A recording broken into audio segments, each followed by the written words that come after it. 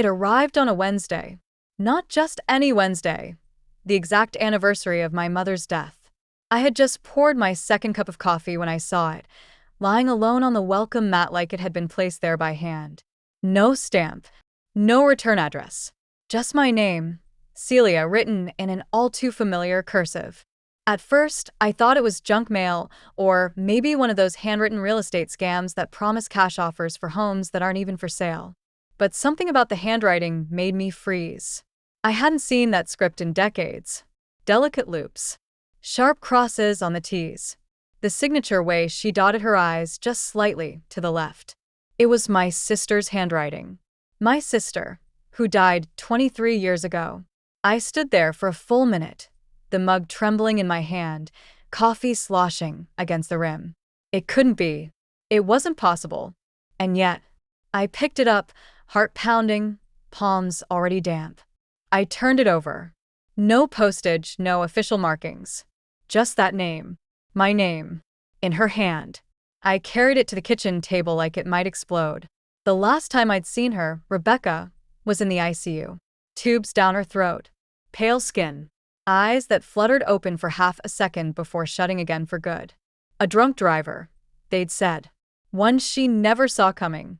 We buried her in a silver casket next to our parents, her favorite blue scarf tucked around her neck like armor. I stood beside that hole in the ground and threw in a daisy. She always hated roses. Too dramatic, she said. And now this. I slid a butter knife under the envelope flap and opened it with slow, deliberate care. Inside was a single sheet of paper. No signature, no greeting. Just 9 words. You were right. She lied to both of us. The paper fluttered from my hand to the table. I stared at it unmoving. The coffee turned cold. For a long time, I didn't breathe, because those were the last words I ever said to Rebecca on the phone 3 days before the crash. You're wrong, Becca. She lied. She lied to both of us. We hadn't spoken since. She hung up, furious, her voice trembling with grief or rage or something between the two. I tried calling back the next day. Left 2 messages. But she never picked up. By the time I got the call from the hospital, it was too late. Now this. Was someone playing a cruel trick? Some twisted stranger who'd read an old obituary? A long-lost friend of Rebecca's? But no one knew what we'd fought about. No one but her. And me. The house around me was silent. Still. Nothing but the low hum of the fridge and the ticking of the wall clock, suddenly loud in my ears.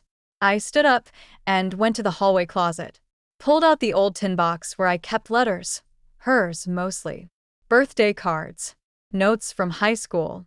A napkin she'd doodled on during our last lunch together. I compared the handwriting. It matched. Perfectly. Not similar. Identical. I felt the ground tilt beneath me. You were right. Right about what? Right about her? The fight had been about our Aunt Lorraine. The woman who raised us after our parents died in a house fire when I was 13 and Rebecca was 9. Lorraine had been cold. Strict. Calculating. She dressed us like dolls and sent us to different boarding schools so we could learn independence. Becca idolized her. I saw through her.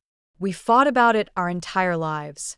3 days before the crash, I told Rebecca something I'd never said out loud before, that I thought Lorraine had manipulated our parents' will, that she had taken control of our inheritance by force, not duty.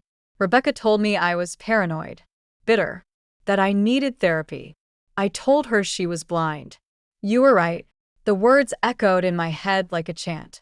A curse. A lifeline. I sat back down, staring at the letter. No one could have forged it. Not like that. Not with such precise mimicry. Unless it was her. Alive. No. That was impossible, wasn't it? But if the card hadn't been mailed, if it had been slipped under my door, then someone had been here. Someone with access. Someone who knew. I pushed back from the table and walked through the house, every creak in the floorboards now sounding suspicious. I checked the locks. The windows. Nothing out of place. No signs of forced entry. I stood by the front door again, staring at the slot where the envelope had landed. Then I noticed something else. Footprints. Small ones. Just faint enough to blend into the mat, but visible now under the morning light. Someone had stood there. Someone who knew I'd open the door at 8 a.m. with coffee in my hand. Someone who knew my routine.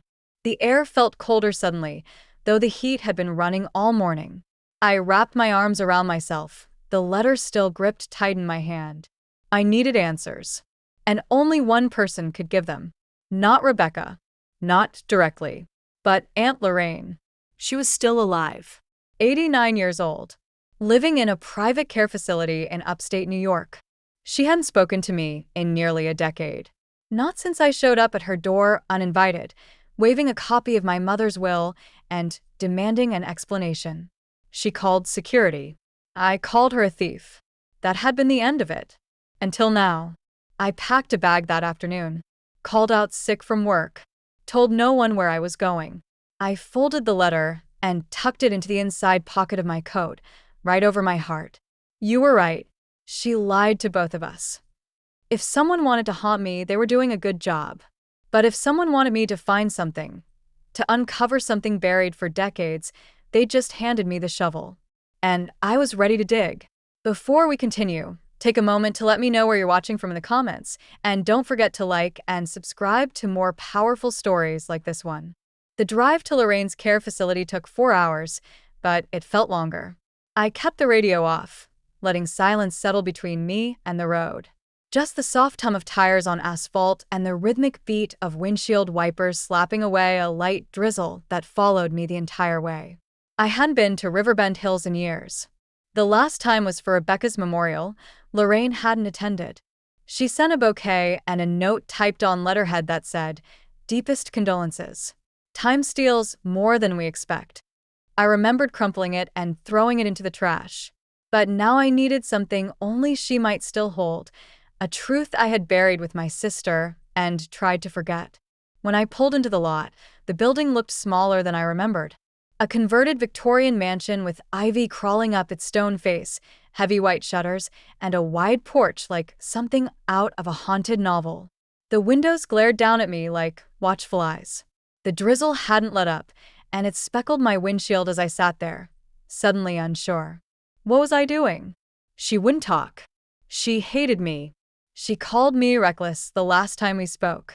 I was the difficult one, always questioning, always digging. Rebecca had been her favorite, the obedient one, the clever shadow in her wake. And yet someone had sent me that letter. And if there were even a chance that Lorraine knew what it meant, I had to ask. I stepped inside, the warmth of the lobby clashing hard against the icy grip in my chest. A nurse at the front desk looked up, kind but distracted. "I'm here to see Lorraine Whitmore," I said. She tapped a few keys. "She's in room 6C. Quiet lounge level. She doesn't usually take visitors without advance notice." "She'll want to see me," I said. The nurse raised an eyebrow. "And you are?" "Her niece." That gave her pause. "Well, all right. I'll buzz you in." The elevator ride was silent except for the gentle ding of each floor. When the doors opened, I stepped into a quiet hallway that smelled faintly of roses and disinfectant. Soft piano music played somewhere down the hall. A woman with a walker shuffled past, muttering to herself. Room 6C was at the end. The door was cracked open. I hesitated, heart racing. Then I knocked once and pushed it gently open. She was sitting in a chair by the window, thin but not frail. Her white hair pulled into a precise bun. A navy shawl draped over her shoulders. She didn't turn when I entered.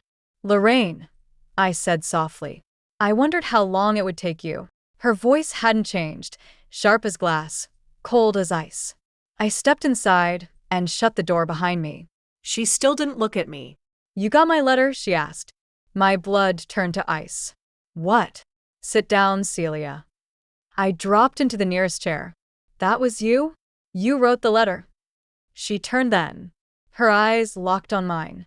Pale blue, the same color as my mother's, and for a moment I hated her for that. "I wrote it," she said.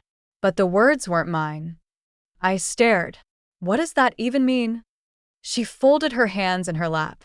I had a visitor last week. A young woman. Looked just like Rebecca. Same walk. Same voice. She introduced herself as Clara and said she was researching local archives.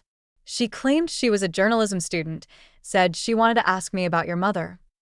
I said nothing. She asked about the fire. Lorraine continued, and about the will. She asked things no stranger could possibly know. I leaned forward. And you told her? I told her what she needed to hear, Lorraine said with a faint, bitter smile. Because the truth, well, the truth's been rotting in my bones for decades. My throat tightened. What truth? She turned back to the window. Your mother never wrote a second will. She died before she could. The one I presented, the one that left me custody of you and Rebecca and control of the estate, was forged. My stomach dropped. No, I whispered. Yes, she said. I did it. I had a notary friend backdate the signature. It was easy. She never trusted banks, never kept multiple copies. Just the one in her lockbox. And after the fire, it was all ash. Or so everyone thought. I couldn't move. Couldn't breathe. All those years, I whispered.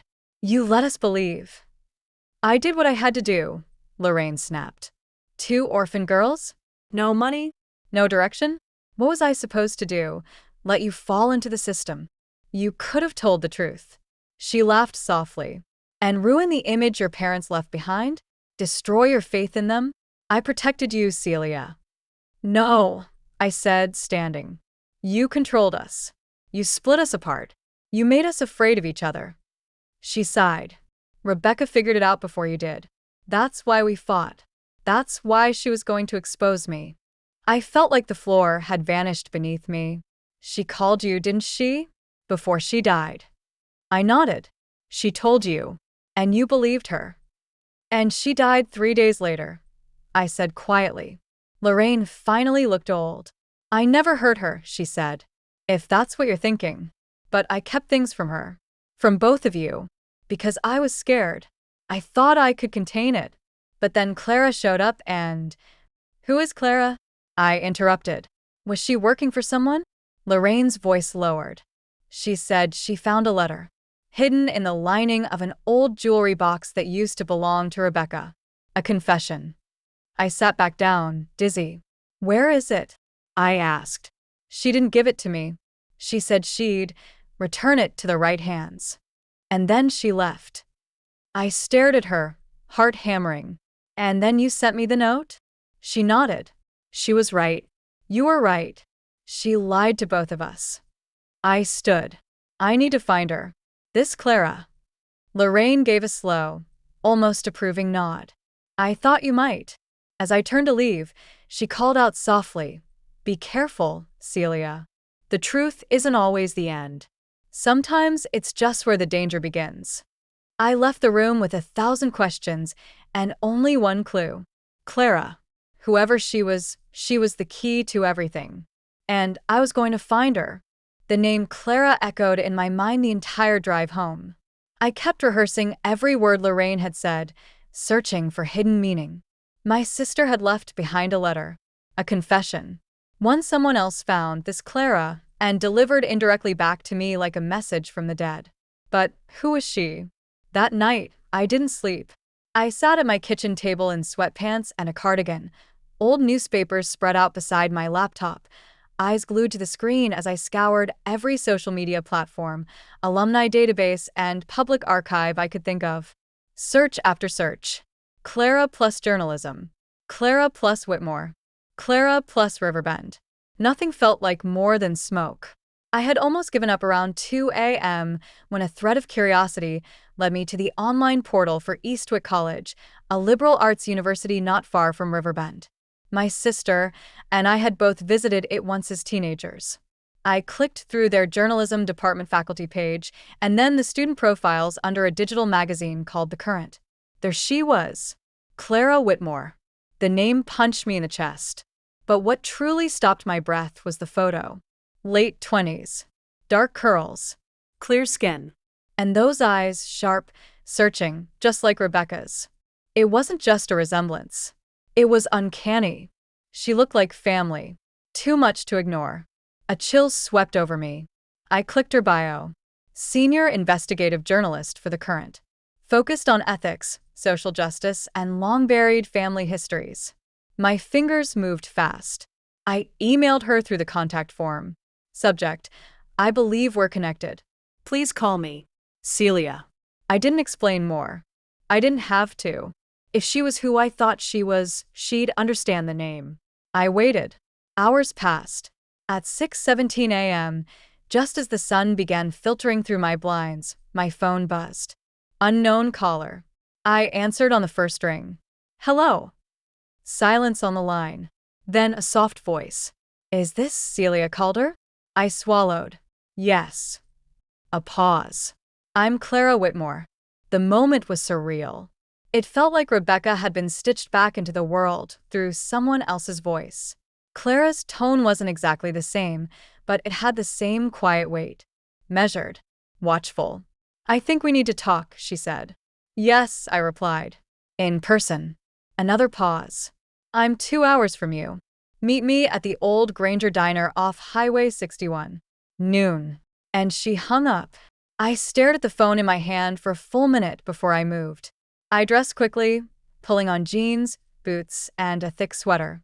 I didn't bother with makeup. I barely remembered to eat. I just printed the letter, the one slipped under my door, and shoved it into my purse.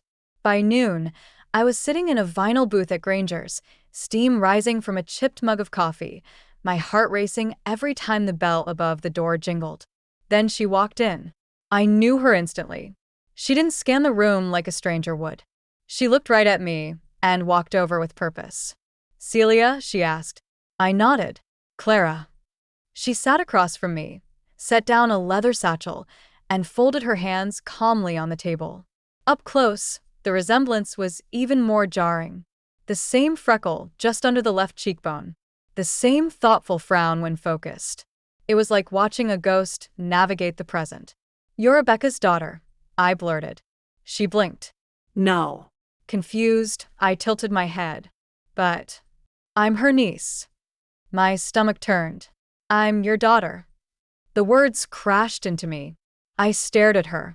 No, I whispered. I never had children. I know, she said gently.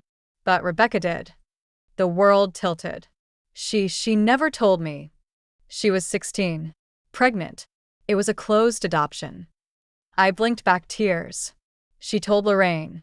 Clara continued. Not you. Lorraine arranged everything, paid for the adoption, made it disappear. Rebecca never even held me. But after the crash, someone mailed her diary to the agency. And that's how I found her name. I couldn't breathe. She wrote about me? I asked. Clara nodded. She regretted it. Every day. She didn't know how to tell you. She was afraid you'd judge her. I would have never, I whispered. I would have been there. I think she knew that, Clara said, her voice soft. But she also knew Lorraine wouldn't let it happen. She kept you two apart more than you realized. I reached for my purse and pulled out the envelope. This was you, wasn't it? She nodded slowly. Rebecca's diary mentioned the phrase you said to her on the phone. About Lorraine lying to both of you. I thought it would get your attention. It did. Clara opened her satchel and pulled out a small notebook, weathered, stained, held together with a rubber band. This was hers. She placed it between us. My hands trembled as I reached for it. Rebecca's handwriting danced across the first page. Notes. Scribbles. Doodles. Her heart spilled across the pages. She'd written about me. About Lorraine. About Clara. I don't know why I'm still afraid of her. One entry read. Even now. Celia sees it. She's always seen it. But I keep lying to myself. I'm so tired of being someone else's good girl. I flipped the page. Another entry, dated 3 days before the crash. I'm going to tell her. I have to. Celia deserves the truth. About the baby. About the will. About everything. If Lorraine tries to stop me, I'll go to the police. I'm done being quiet. I looked up at Clara. You think the crash wasn't an accident? Her expression hardened. I don't think it was just a crash. A beat of silence passed. Do you have proof? I asked. Clara reached into her bag again. I have a lead.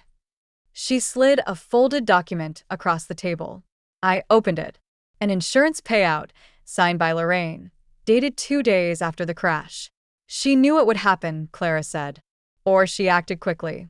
Either way, she collected fast. I stared at the signature. My aunt's elegant penmanship, tainted now by suspicion. Celia, Clara said quietly. I think Rebecca was going to expose her. And I think Lorraine made sure she never got the chance. A cold breath left my lungs. I think it's time we expose her. Clara nodded. Together, we sat in that diner, the ghost of Rebecca hovering between us. For the first time in years, I didn't feel alone in the grief. Now we had purpose. And it was time to dig up what Lorraine buried. I didn't cry until I was alone. Back home, the afternoon sun had already faded into storm clouds, and the house was quiet, eerily so. I set Rebecca's diary on the kitchen table like it was made of glass. Then I stared at it for a long time, afraid to turn another page. I had wanted the truth for years. Now it sat in front of me. I lit a candle, something about the flicker calmed me, and began to read again, slowly, every word like a whisper from my sister's ghost.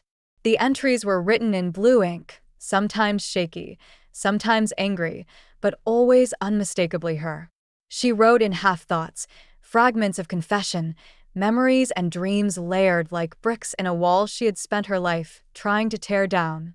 Lorraine said people don't need to know what's gone, that it's better to start over. But I never wanted to forget. I wanted Celia to know.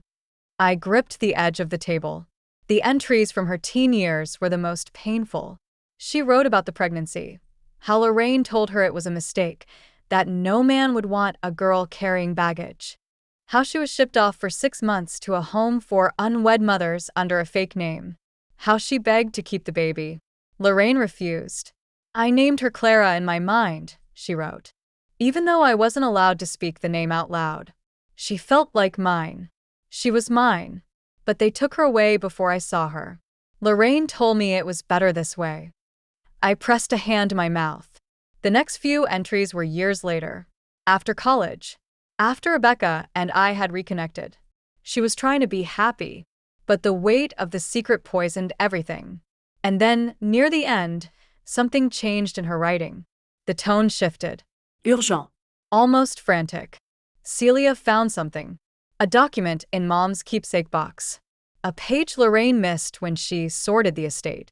A list of changes to the original will. A draft. I froze. That's what I had found all those years ago. A single yellowed page, folded behind a photo frame. It had been signed by our mother just a week before the fire. I'd brought it to Lorraine, naive, hopeful, thinking she'd explain. Instead, she told me I misunderstood it, that it was an old draft. She poured tea. She smiled. She convinced me it meant nothing. But now I knew better. Rebecca had believed me. She just hadn't told me she did. Celia's right. Lorraine lied. And now I'm ready to prove it. I just have to get that safety deposit box. I think Lorraine kept the real will. I think she's been sitting on it all these years, waiting for us to give up. The last entry was dated the night before the crash. If anything happens to me, Clara, if you ever find this, I want you to know I tried. I fought. And I love you. Even if we never meet. You were never a mistake. You were my beginning. I closed the diary. And cried. Not the quiet, cinematic tears you see in movies. No, these were guttural, chest-shaking sobs that came from a place I didn't know still existed in me. Rage. Grief. Guilt. 1,000 unspoken words bursting all at once. It took me nearly an hour to calm down. And when I did, I felt lighter, not better, not fixed, but awake. There was a plan forming now. A map made from her words. A safety deposit box. A real will. A cover-up. And Clara, my niece, my sister's daughter, was right in the middle of it now, same as me. The next morning, I called her. We're going to find that box, I told her. I already know where it is, she replied. I blinked. You what? I traced the storage slip in the back of the diary, she explained. Rebecca listed a name, Miriam Calder. That's your mother's maiden name, right? Yeah. She opened a deposit box at Eastdale Trust and Loan. Small branch just outside Riverbend. Still exists. My heart pounded. She was using the name as a cover? I think she was hiding something there. Maybe she knew Lorraine would come for the house, but not the bank. When do we go? I asked. Clara didn't hesitate. Today. We met outside the old brick bank at noon. The building was faded, with ivy crawling up the side and windows that looked like they hadn't been cleaned in years. An elderly man in a tie buzzed us in and greeted us with a practiced smile. How can I help you? He asked. Clara handed him a photocopy of the storage slip. We're here to access this safety deposit box. Our relative passed away, but we believe we have legal cause to request its contents. He looked over the slip, then at us. I'll need identification and a copy of the death certificate. Clara reached into her bag and handed him both. Prepared. Always. He nodded, typed a few things into his terminal, and led us into a back hallway lined with steel doors. The box was small. Faded brass. Number 149. He slid in the key, turned it, and handed us the metal tray inside. Take your time. He stepped out, leaving us alone in the quiet. Clara set the tray on the table. Neither of us spoke. We opened it together. Inside was a stack of old documents, sealed in plastic sleeves. On top was a handwritten letter. To my daughters, Celia and Rebecca. If you're reading this, then I didn't make it. I'm sorry. I've changed the will. I want you to know I've finally done what's right. I don't trust Lorraine anymore. I don't trust what she'll do if something happens to me. Everything should go to you two equally. Please forgive me for not doing it sooner. Love, Mom. Clara's hand flew to her mouth. Beneath the letter was a notarized copy of the will, signed and dated 3 days before the fire. It wasn't ash. It hadn't been destroyed. Lorraine had lied. Again. And now we had proof. I felt a wave of fury, but behind it, relief. Because this time, there was no gaslighting, no denial, no smiling teacups and vague reassurances. This time, we had the truth on paper. Clara looked at me, eyes brimming. What do we do now? She whispered. I stared at the will. We bring her down. The box sat between us on the car ride back, like it was a live bomb. Clara drove. She was calmer than I expected, hands steady on the wheel, eyes sharp, like a soldier on a mission. I sat beside her in silence, the envelope with our mother's true will pressed to my chest like a shield. Neither of us said it out loud, but we were both thinking the same thing. What Lorraine did wasn't just manipulation. It was theft. Fraud. Abuse of power. And it had cost us everything. Our childhoods, our trust, and in Rebecca's case, maybe even her life. She's going to deny it, I said, finally breaking the silence. Spin it. Say it was fake or coerced. She's always 3 steps ahead. Clara nodded, eyes fixed on the road. Then we get 4 steps ahead.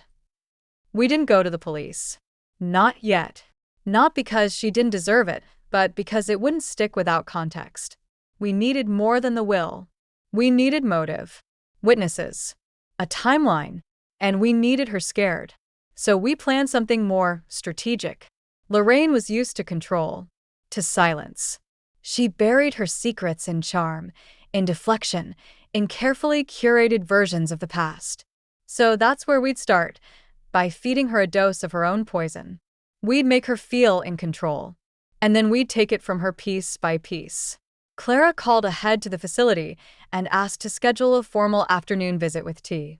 She used her real name, said she was Rebecca's daughter, and had questions about family history. Lorraine said you were a surprise. The nurse on the line replied, oddly cheerful. She mentioned something about a family reunion. Clara smirked as she ended the call.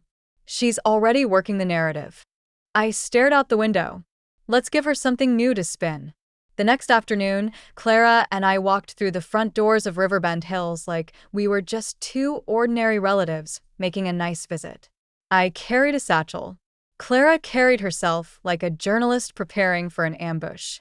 When we arrived at room 6C, Lorraine was seated in a velvet chair near the window, dressed in a silk blouse and pearls like she was expecting a photographer. She turned when she saw us. "My girls," she said, voice cool and practiced. "Come in." Sit. I had them bring tea. 2 china cups waited on the side table. "I wasn't sure if you liked jasmine," she added to Clara, "but it's gentle on the nerves." Clara smiled politely. How thoughtful. We sat. I reached into my bag and pulled out the letter and will, sealed neatly in a folder. Lorraine noticed it immediately. Her gaze flicked to the edge of the paper, then back to our faces. "Before we begin," I said, "we have something you should see."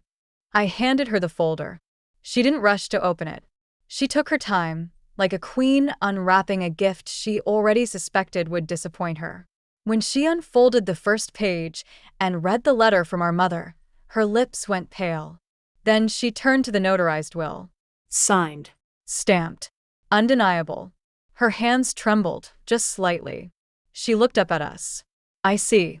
Do you?" Clara asked, her voice sharper now. "Because from where we're sitting, it looks like you stole everything from 2 orphan girls and buried their mother's last wishes." Lorraine closed the folder gently. Then she smiled. Not kindly, not guiltily, but elegantly, like someone preparing for a duel. "You think this changes things," she said, more statement than question. "It does change things," I said. "It proves you forged the will." "Legally," she replied, "you'd need to establish that in court. You'd need a lawyer willing to dig up 30-year-old estate records and a judge who still remembers your mother's name. This won't be as easy as you think." Clara leaned forward. "No, but it will be loud. And messy. I'm a journalist. I have contacts. We're talking articles, interviews, community backlash. I could have a piece running in the Eastwick Herald by next week." Lorraine's jaw tightened. "We're not here to negotiate," I added. "We're here to inform you. We're reclaiming everything you stole. And if you don't make this right, we'll make sure everyone hears your version of protecting us." Silence fell between us. Then Lorraine sighed, setting the folder aside like it bore her. "I always knew Rebecca was reckless," she said. "She was emotional, easy to manipulate. But you, Celia, you always had a spine. I didn't think you'd wait this long to come after me."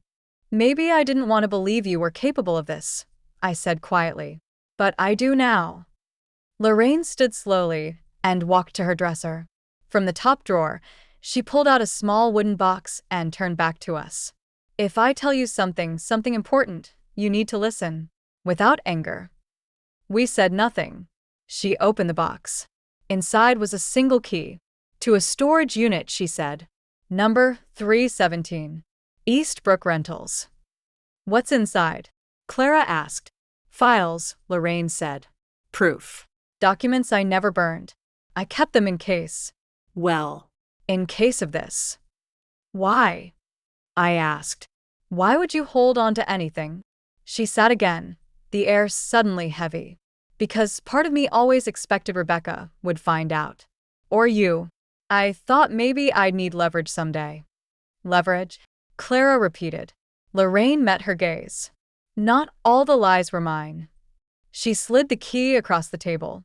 "You'll want to see what's in there. But be careful. Some ghosts aren't quiet when disturbed." Clara took the key.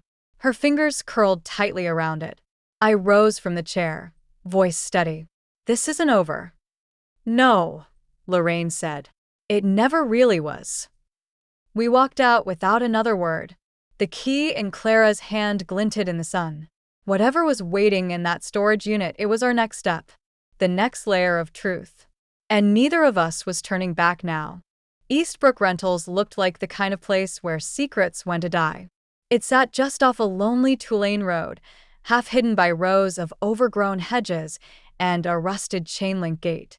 Most of the units looked abandoned, paint peeling, numbers faded.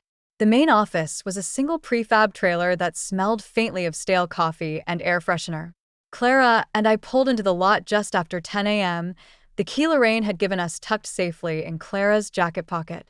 Neither of us spoke much during the drive. What could we say? We were both bracing for something big. Another layer of truth, another betrayal, another ghost we hadn't planned on meeting. Unit 317 was near the back. The padlock was old, but intact. Clara slid the key in and turned. It clicked open. I took a breath. "You ready?" she asked. I nodded. We pulled the metal door up. It groaned like it hadn't been moved in years. Inside, the unit was small, maybe 8 feet wide and 10 feet deep. The only light came from the dusty beam of sun filtering through the doorway. There were no boxes stacked to the ceiling. No furniture. Just a few storage tubs, a dented file cabinet, and one wooden crate sealed shut with nails. The air smelled like paper and time. Clara stepped in first, her boots crunching against the concrete floor. I followed. We opened the tubs first. Photos. Dozens of them. Most in black and white, some in faded color. There were snapshots of Rebecca and me as kids, birthday parties, holidays, first days of school. Pictures I had forgotten even existed. Some I had never seen. There were also photos of people we didn't recognize. Men and women in stiff poses, standing next to our aunt, smiling at country clubs, ribbon cuttings, meetings. She kept receipts, Clara muttered, flipping through one manila folder stuffed with notes and bank statements. She documented everything. Names. Gifts. Transfers. She knew how to cover herself, I said. But she also knew how to hedge her bets. Then Clara opened a folder labeled Calder Estate. Contingency. Her breath caught. Look. I peered over her shoulder. Inside was a legal brief, a failed attempt, it seemed, to draft a will naming Lorraine's sole guardian and heir. But it wasn't signed. Rejected. Scrawled across the top in blue ink was one sentence. I will not leave them to you. This ends here. My mother's handwriting. My knees went weak. She tried to stop her. I whispered. She knew. Clara placed the folder gently on the ground. Then we turned to the file cabinet. 3 drawers. Only the bottom one was locked. Clara gave it a tug, stuck. Then she looked at me. I've got a crowbar in the trunk, she said. Picked it up from the hardware store 2 weeks ago. You always carry crowbars? I asked, half teasing. She smirked. I'm a journalist, remember? 10 minutes later, she pried it open. Inside were 2 thick binders. One labeled Adoption Correspondence. The other, Estate Transfers. Phase 2. Clara opened the first. Inside were photocopies of letters, some typed, some handwritten, between Lorraine and a law firm in Albany. The content turned my stomach. She had intercepted Rebecca's request for contact with her daughter. She had falsified a change of address to reroute the agency mail to a P.O. box under a false name. And she had arranged, paid, to have all identifying information sealed permanently. God, Clara breathed. She didn't just make it disappear. She erased us like a stain. She knew if Rebecca found you, I said, you'd both come after her. Then Clara opened the second binder.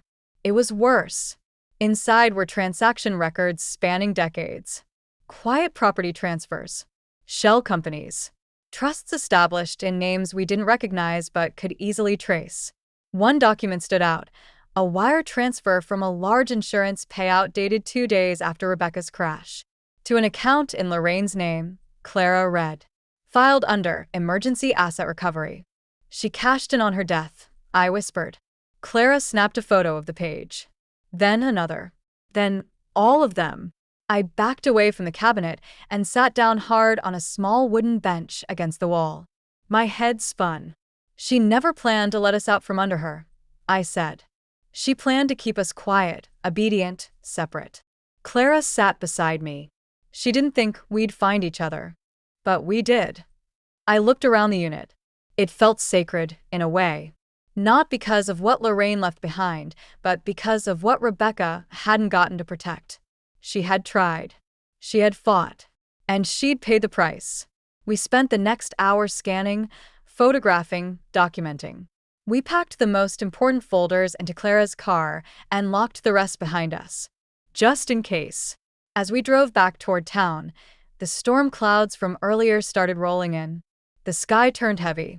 The weight of what we carried matched it. You think this is enough? Clara asked softly, her eyes on the road. Enough to bury her?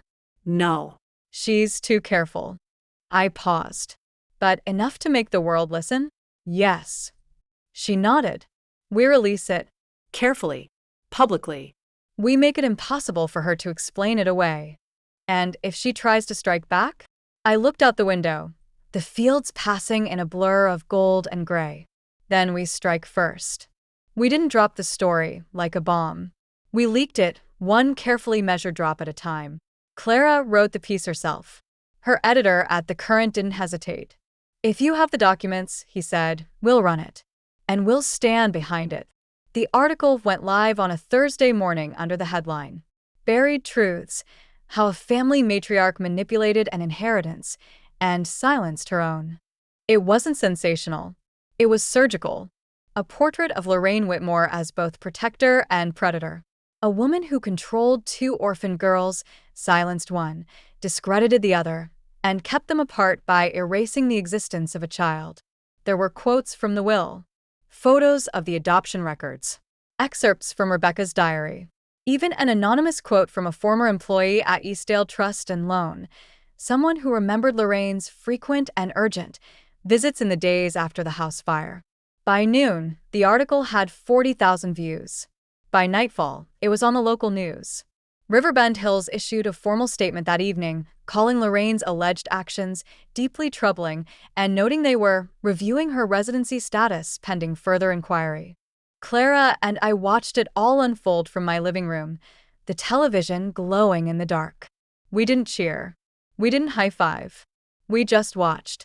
She's going to retaliate, I said softly. She always does. She can try, Clara replied. But this time, we're not alone. She was right. The comments on the article were flooded with people, some shocked, some enraged, some who claimed to have known Lorraine and called her a snake in pearls. But one comment stood out. It was posted anonymously.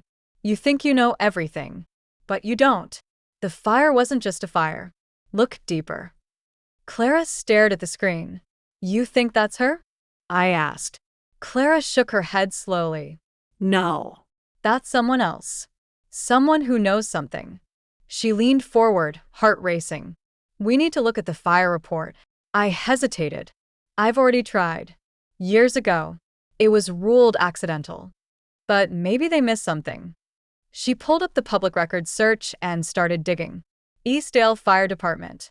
March 1999. The night our parents died. We found it. House fire report. Calder residence. Initial cause: electrical failure. No foul play suspected. 3 paragraphs. A form. A scanned signature from the fire chief. But Clara wasn't looking at the summary. She scrolled down to the attached field notes. There was a scanned page that hadn't been in the original copy I had seen years ago. A single handwritten line at the bottom of the investigator's log.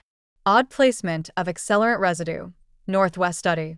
Unclear origin. Request follow-up. Clara turned to me. Did your parents have a study? I blinked. Yes. My dad's home office. Northwest corner. Why? That's where the fire started. We read the rest in stunned silence. The follow-up had never been done. The fire chief at the time had marked the case closed before the secondary inspection was performed. There was no documentation of the residue. No further testing. Just silence. They ruled it an accident, I whispered. But someone flagged suspicious evidence. Clara leaned back in her chair, lips pressed in a tight line. You think she started it, she said. It wasn't a question. I didn't answer right away. But the thought had bloomed like poison in my brain, and now I couldn't ignore it. She had motive, I finally said. She wanted the estate. The girls. Control. And if your mom had just changed her will days before, it would explain everything. The fire, the custody, the need to forge a will, the silence that followed. And suddenly, the diary wasn't the final page. It was just the middle. Clara turned back to the screen. I know someone, she said. A retired arson investigator. I met him while doing a piece on historic courthouse fires. He might be able to help. Help how? If we can get back into the property, even now, 25 years later, there might still be trace evidence. And if he finds it, it'll be enough to reopen the case. Clara nodded. I swallowed. We'd need access to the house. It's still standing? I nodded slowly. Lorraine never sold it. She used it as a rental for years. But it's been vacant since last summer. I drive by sometimes. I don't even know why. Clara grabbed her coat. Then we go back. To the house. To the beginning. We arrived at the old Calder house just after midnight. I hadn't been inside since the night it burned. The outside was mostly intact. The repairs from the fire had long since been completed. New windows, patched roof. But the aura was the same. Cold. Hollow. Haunted. I stood at the gate, frozen. It's just a place, Clara said gently. It can't hurt you anymore. She was wrong. But I followed her anyway. She picked the back lock like she'd done it before, probably had. We slipped inside. The air was musty. Every step echoed. We found the study quickly, northwest corner, just like the report said. The walls were bare. The furniture gone. But the floor still had faint discoloration in the wood, uneven patches that had been sanded, sealed, but not replaced. Clara crouched down and touched the baseboard. Then she pulled a small flashlight from her pocket and shined it into the crack between the wall and the floor. There, she said. Scorch pattern. Not from an electrical fire. It traveled up the wall, not down. I stared. So it means the fire started low. Intentionally. She stood and took a photo. Once we get this to the investigator, we can request a full forensic report. My heart pounded. We were standing in the room where everything changed. And now, we were bringing it all into the light. When we stepped back outside, the moon was high. The wind whispered through the trees like it remembered us. As we got into the car, Clara turned to me. Tomorrow we file an affidavit with the district attorney's office. I nodded. And then, I asked. She looked out the window, jaw tight. Then we watched Lorraine's world burn. The affidavit was filed at 9:03 a.m. on a Friday morning. Clara had printed 3 copies. One for the DA's office, one for the state's Historical Crimes Division, and one for us. It included everything. The original, notarized will our mother had hidden in the deposit box. The diary entries detailing Rebecca's suspicions. The insurance payout records dated just after Rebecca's death. The forensic photos from the floor of the study. And most importantly, the old fire report, the one that hinted at accelerant residue never properly investigated. We didn't hear anything for 3 days. Not a word. No emails. No phone calls. But on the 4th day, the news broke. DA opens cold case investigation into 1999 Calder House fire. The article was short but clear. A reopened case. A forensic review pending. The family of the deceased involved in submitting substantial new evidence. They didn't name us, but they didn't have to. Lorraine would know. I remember the moment I saw the headline. I was standing in the bakery, trying to buy a loaf of sourdough. My phone buzzed. I looked down and saw the article. The woman behind the counter said, "You okay, ma'am?" And I realized I was smiling. That afternoon, Riverbend Hills contacted me. Not Clara. Me.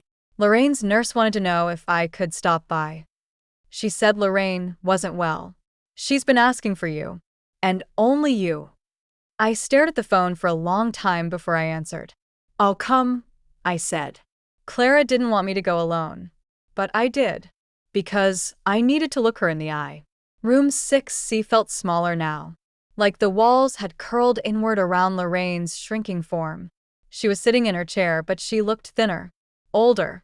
As if the air had been slowly leaking out of her. Her pearl earrings were gone. So was the careful makeup. The power suits. She wore a plain sweater and held a silk handkerchief in her lap like a shield. "Celia," she said when I entered. "You came." I said nothing. She motioned to the chair beside her. I didn't sit. "I assume you've read the news," I said. A faint smile twitched on her lips. "So it begins. You mean ends." She looked up at me, her voice brittle. "You don't understand the cost of what you're doing." No, I replied coldly.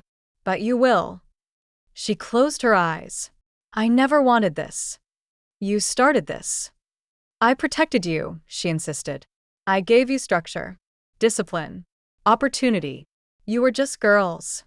You stole from us, I said, voice rising. You made Rebecca believe she was weak. You made me feel crazy.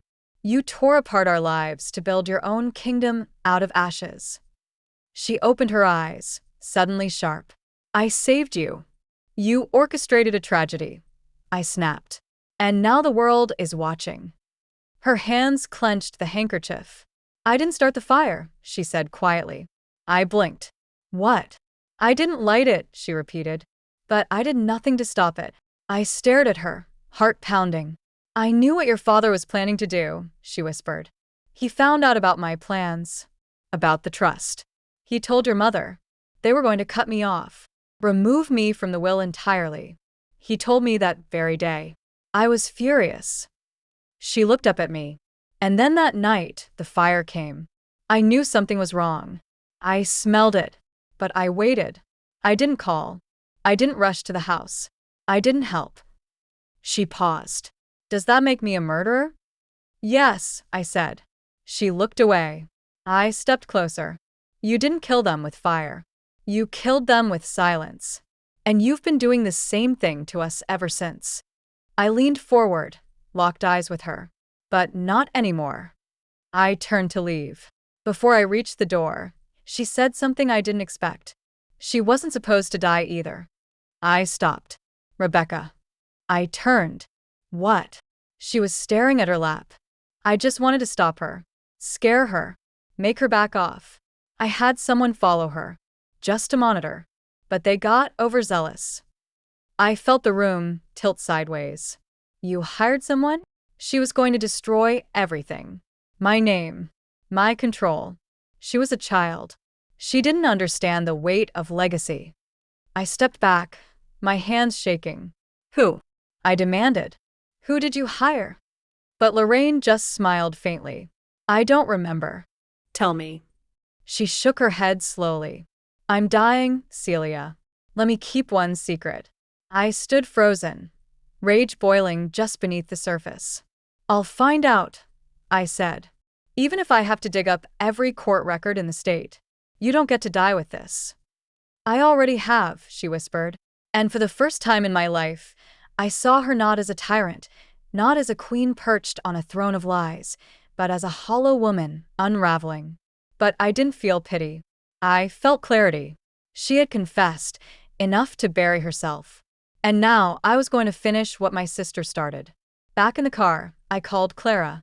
She admitted it, I said. She had someone follow Rebecca. She claims she didn't order the crash, but it was her. Indirectly, or not, it was her.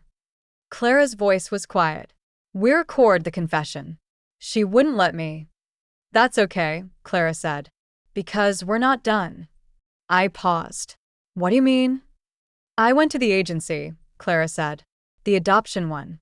I filed for a full disclosure under the new state law for adult adoptees. They gave me the caseworker notes. My breath caught. There's one more name you need to hear, she said. A pause. Daniel Corman. The name meant nothing. But Clara continued. He's the man Lorraine hired. He was on the board at the agency. But he had ties to the same PI firm that monitored Rebecca. My blood turned cold. So, it wasn't just about control, I whispered. No, Clara said. It was a cover-up. An entire system of threats, silence, and manipulation. And he's still alive. I stared out the windshield. Then let's go knock on his door. Daniel Corman lived in a 2-story white colonial with navy shutters and a flag out front that looked like it hadn't moved in years.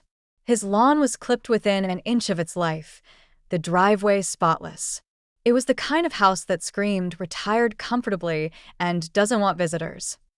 We parked across the street, hidden just behind a line of overgrown hedges.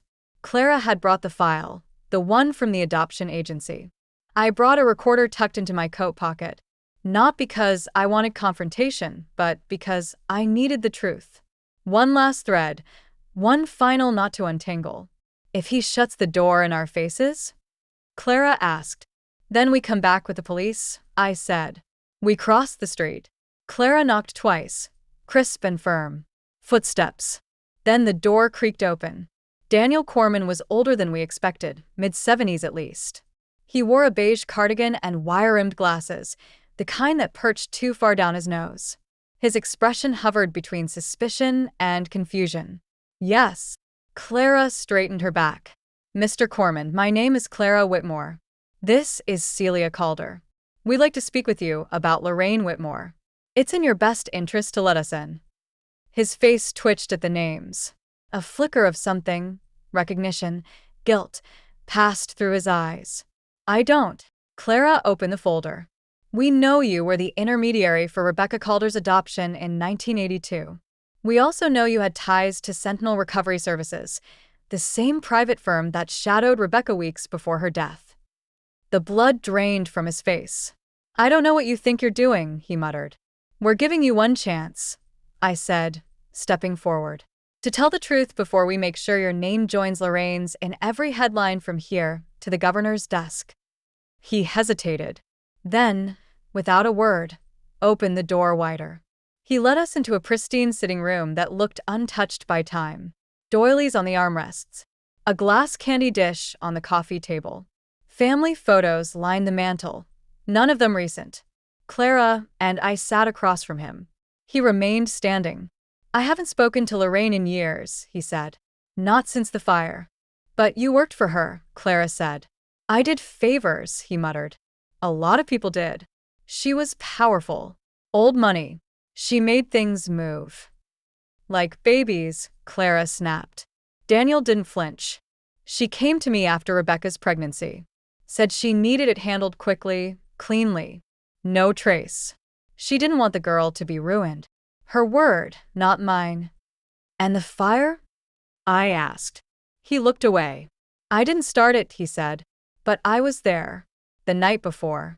Lorraine asked me to retrieve something from the house. What? I asked. Her copy of the draft will, he replied. She said she didn't trust her mother to make good on her threat. She wanted her copy gone. Evidence burned. And then what? Clara asked. You followed Rebecca years later? Daniel sat down finally, hands trembling as he folded them over his knees. Rebecca was digging, he said. She contacted the agency, started asking questions. About Clara. About the legality of the adoption. Lorraine panicked.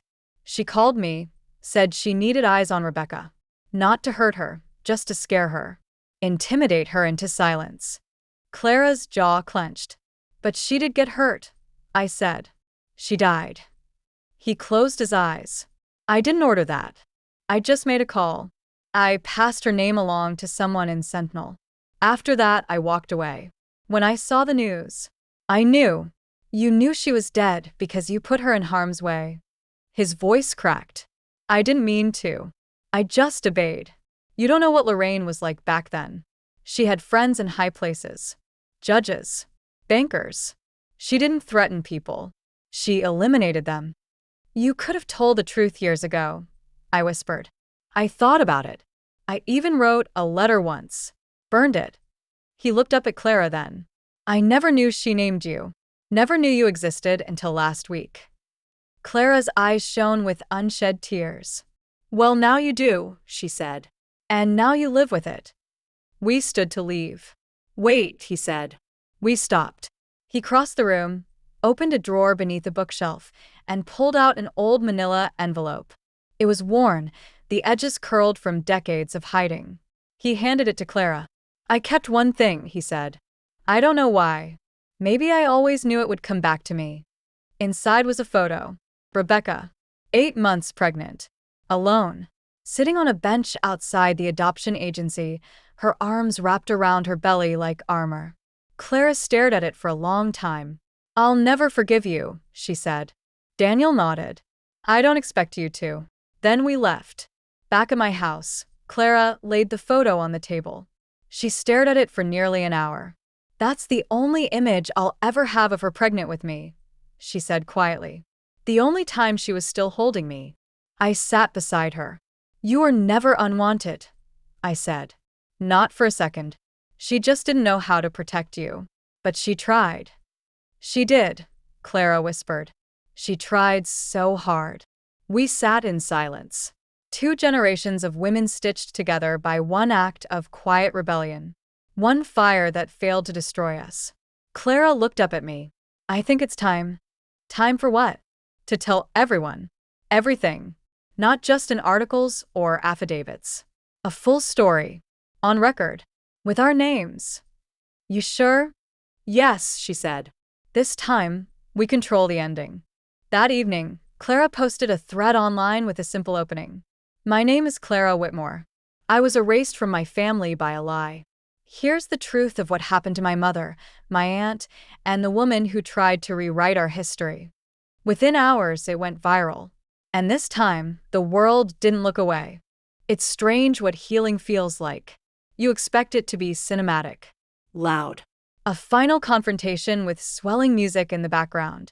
A slam of a gavel. A public shaming. But the truth is, when justice finally comes, it's quiet. It's in the steady return of breath.